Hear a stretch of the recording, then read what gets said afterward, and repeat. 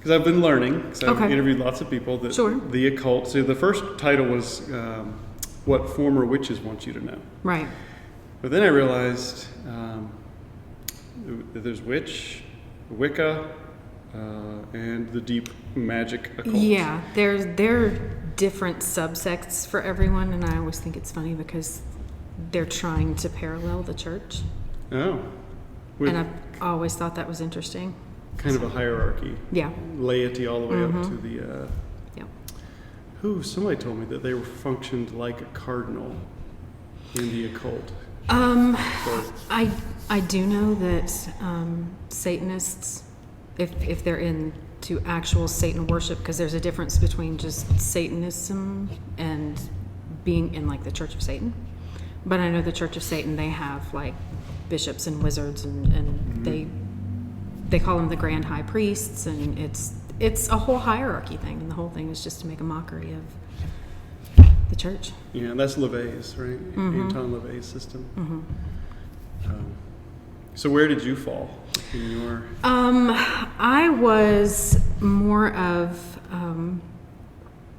it started with New Age beliefs and practices. Okay. And then I got into what they call earth magic. Oh.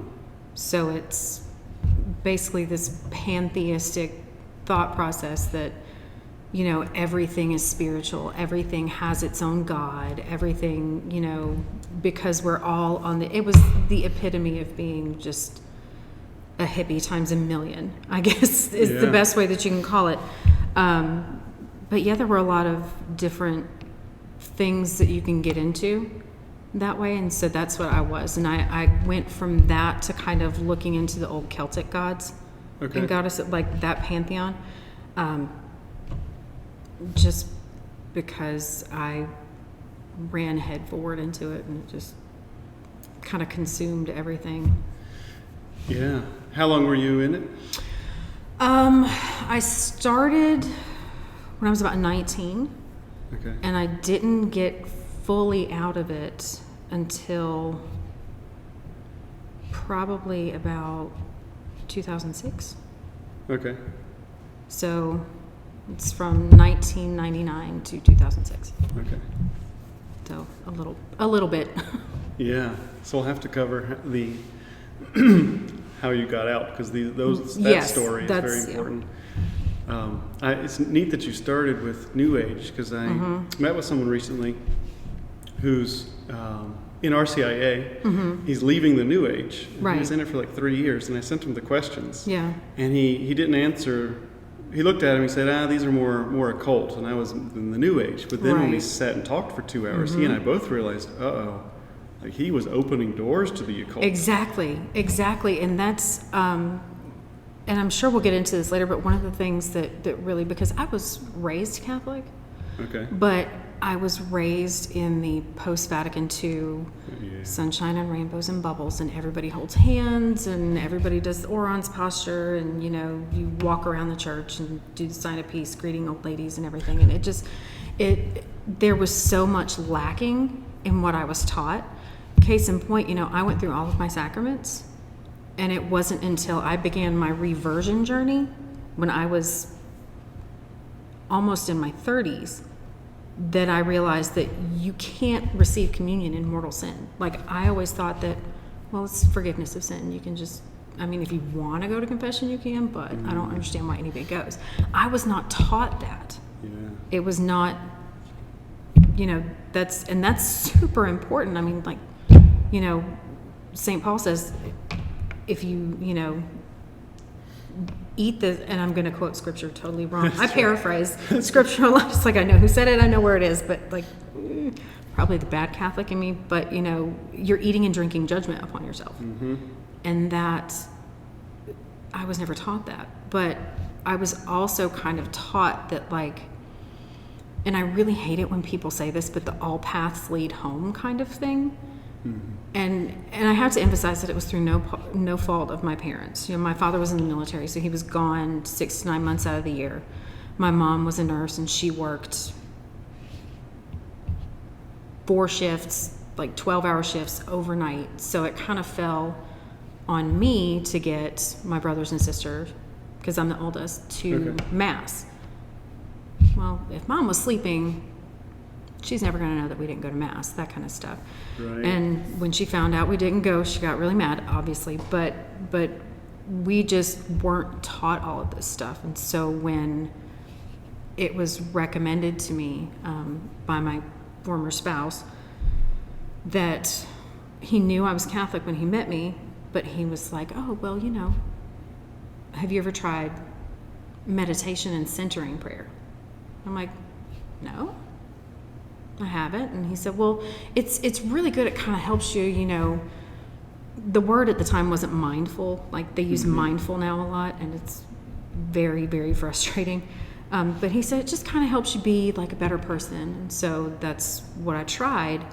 And that process of sitting down and emptying myself of everything, people don't realize that if it's empty, nothing can exist in a vacuum. If there's nothing there, something's going to come in and fill it. That's right. And it just started from there. I mean, just the whole thing. I went from centering prayer to meditation to, you know, looking into crystal energies, which just is a lot of the New Age stuff. And then it just spiraled from there. So. Okay. Until you got into earth magic, yes. Celtic gods. Yeah. Yeah. So how old were you when you started down that path? 18 turning 19. Okay. And then for about 7 years. Yeah. And a lot of this, because I mentioned my former spouse, he's deceased, but he was not a good person. I didn't realize that he was like a full-blown practicing in the Church of Satan until after we were married. Oh, wow. So that influenced a lot of my experiences where I went, things that happened then and still continue to happen, you know, in my life. And now I've got kids and I'm, you know, a grandmother and I'm married, and we still have occasionally stuff that happens.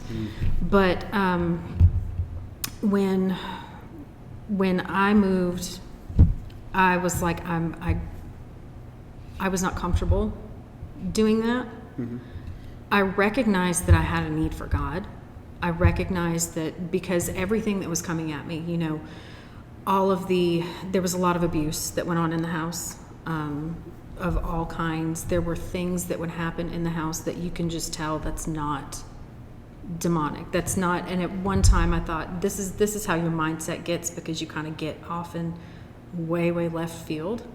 So if weird things start to happen and you're practicing, you know, Philomena or earth magic or some kind of anything, you think that that's your personal spirit that's kind of helping you or guiding you or something like that. And a lot of them actually, you have almost like we do with saints, like patron saints, saints that either reach out to us and they're like, hey, I've got your back, or you have a particular devotion to them. That's kind of how it works with the earth, like any kind of paganism. You know, regardless of, I met people that were pagan and worshiped Norse gods. I heard about that just recently. So it was the military. Yeah, it's very, very strange. But there's something that connects, you know, that you connect with, and a lot of the danger is that you will get names, like they'll give you names, and you're like, oh, this is my own personal spirit guide or something like that. And if you look through books and things like that, like Father Ripperger and stuff, you'll find out that these aren't names of your spirit guides. These are demonic. This is like your personal demon. That's right. Is just spinning it up. So when I moved, I was determined to make a clean break of everything. I was like, that past life, not for me, not going to do anything like that. At the time, I still kind of believed it, but I was like, I'm not going to practice. But I still also had this pull because I was back in you know, with my family, and, you know, my mom's Catholic and my brothers and sisters are Catholic. My father is still a Protestant, so please pray for him. But they were going to church, and I kind of felt left out. Okay. So, and I had this newborn that I knew was going to need to be baptized, because I still had this weird thing like, okay, I still want him to be baptized. They were going to church, so I was sitting there by myself, and I was like, all right, I'm going to start going back. And so I went back to the Catholic Church, but I still had that rudimentary knowledge that I had before. It didn't make any sense to me. I was like, all right, I'm going to go through the motions, because that's how I felt. It was still kind of ingrained in me that way. Mm-hmm. And then I met my husband, and he was, very proud of being Protestant. Okay. I mean, just very proud of being Protestant. He was raised Baptist, went to the Methodist Church, very, very proud of that. And so when we got together, he was really adamant about the fact, like, okay, if we're going to do this, we need to have a foundation in the Lord. Like, okay, that's cool. But how are we going to do that? Because I'm, a neophyte infant at this point when it comes to the faith. I know nothing. I know the Our Father, the Hail Mary, when you kneel, when you stand, but I didn't know why we did what we did. So I was like, okay, don't really care. As long as we're going to church. Cool, not a problem. So we got married. We started going to a non-denominational church, which is like, it's just a Baptist church with a coffee shop. With a coffee shop. Yeah, and a band. And so we started going there, and I give a lot of credit to the pastor that was there, because he was very knowledgeable about a lot of different things.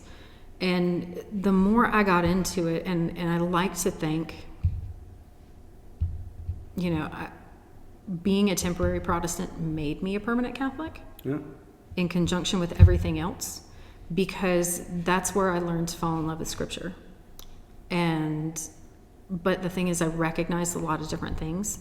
When they were talking about, like they would go over the Lord's Supper, and I'm like, oh, that's where that was in Scripture. Or they would talk about, you are the rock, and upon this rock I build my church. Now, they obviously have a different interpretation of it, but you could see the little things, and I think it was just that shift in me when I decided, okay, I'm leaving this behind, sort of. Mm-hmm. But I'm going to focus on this and see what God has to offer, like he's running a car lot. And I'm just like, just show me a nicer car that I'm going to like. That's not how it works.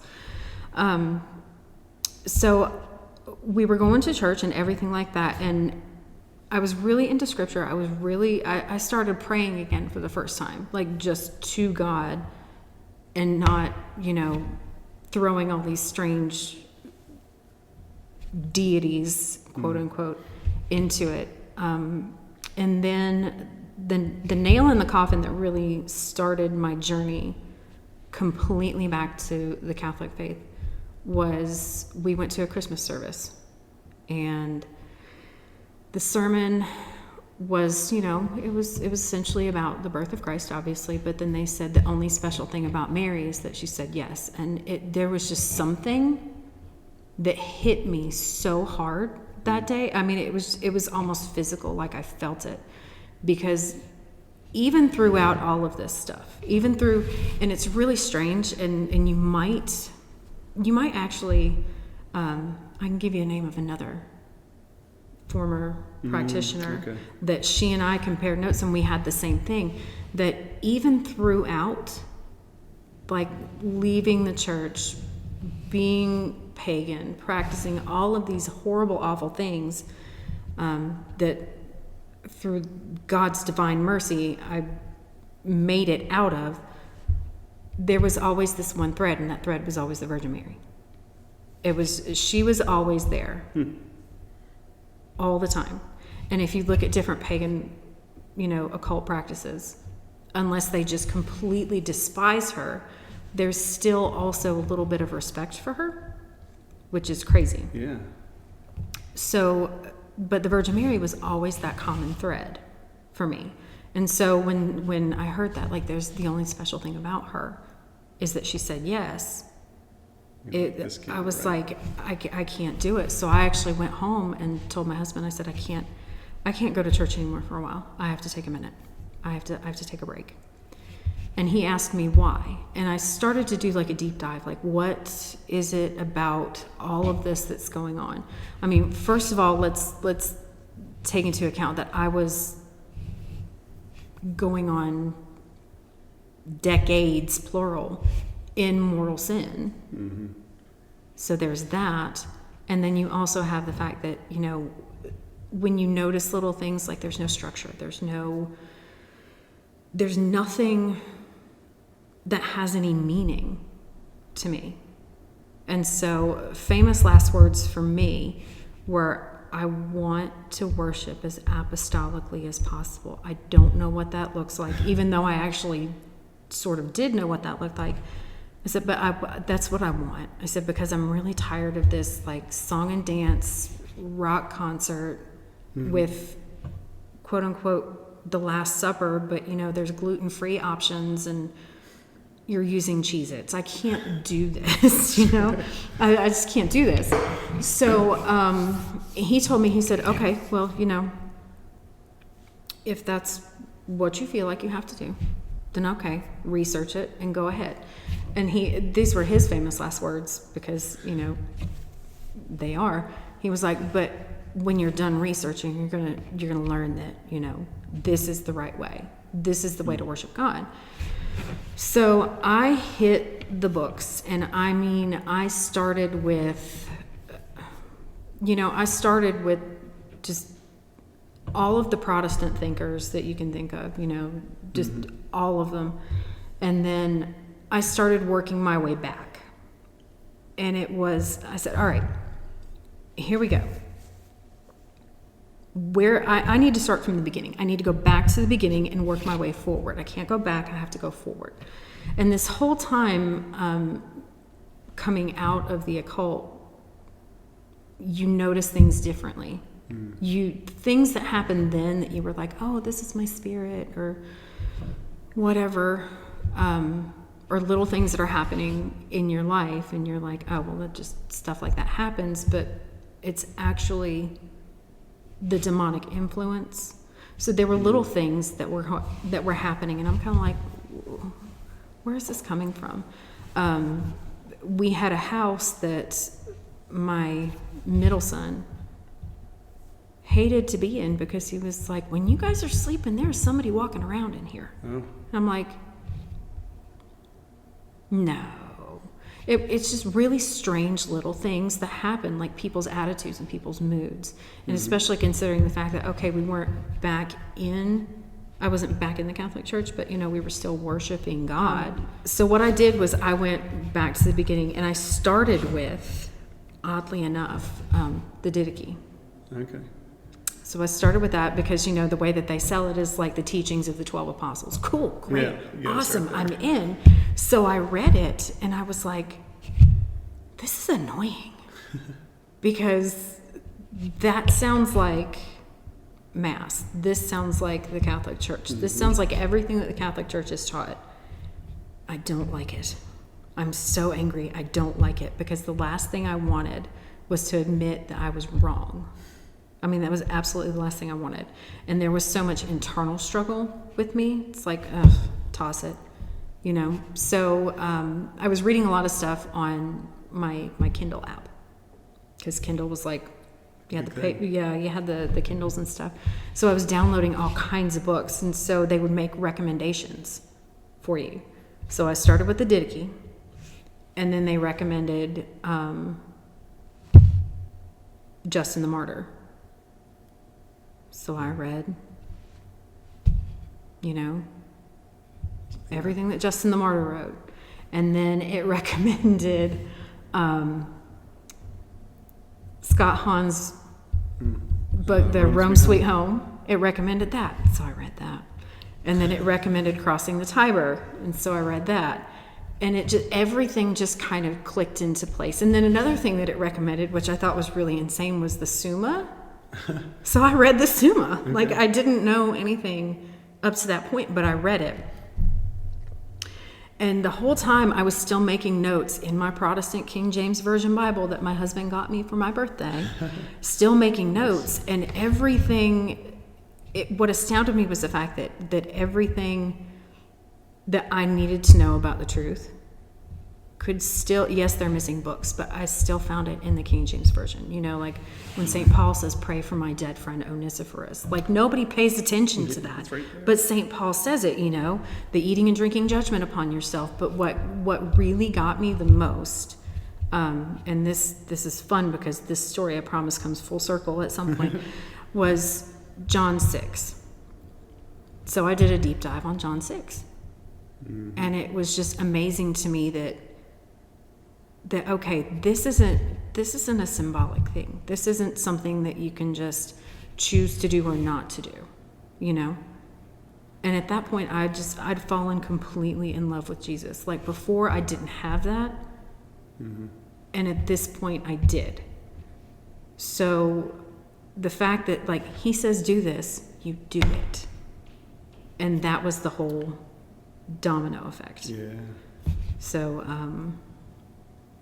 He says, eat my flesh. Like, where do I find it? and he just doubles down. I mean, he doesn't just say it once.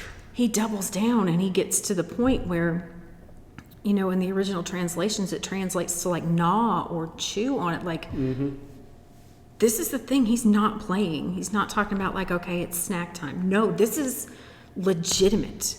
And that's what I told my husband. And I was like, I said, I have a lot of making up to do, but I cannot do anything but be in the Catholic Church. And that drove a wedge between the two of us. That was,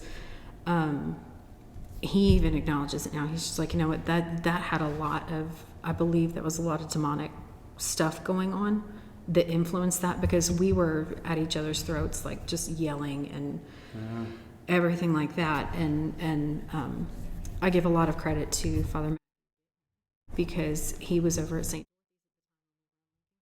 And, you know, it was the first time I had stepped foot in Mass in 10 years. Oh, okay.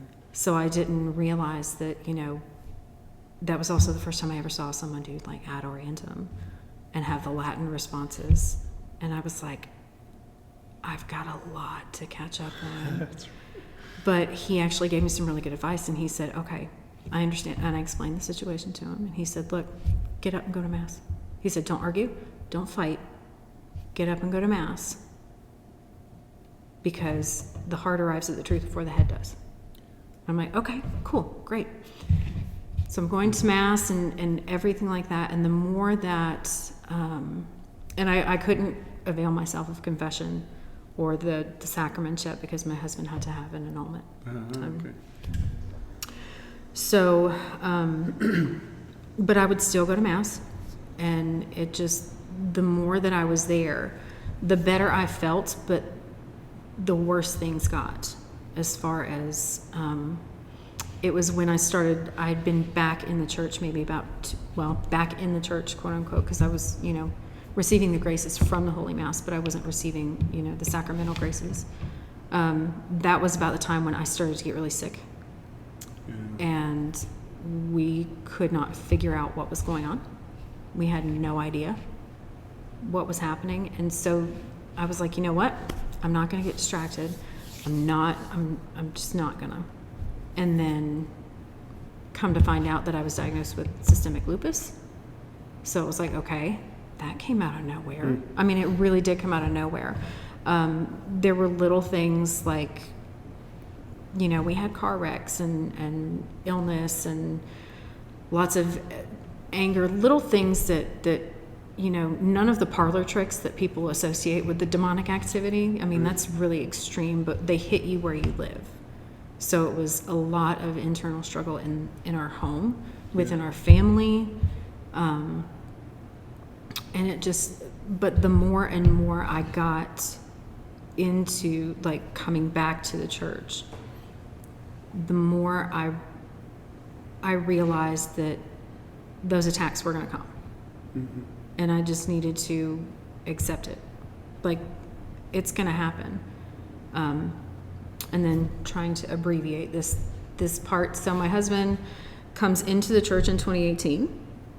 He came into the church, and it was John 6 that brought him into the church, because he basically did the same thing that I did. He just hit the books and researched, and he originally started to do it just to prove me wrong, to tell me that I was completely wrong. That's great. But he comes into the church, and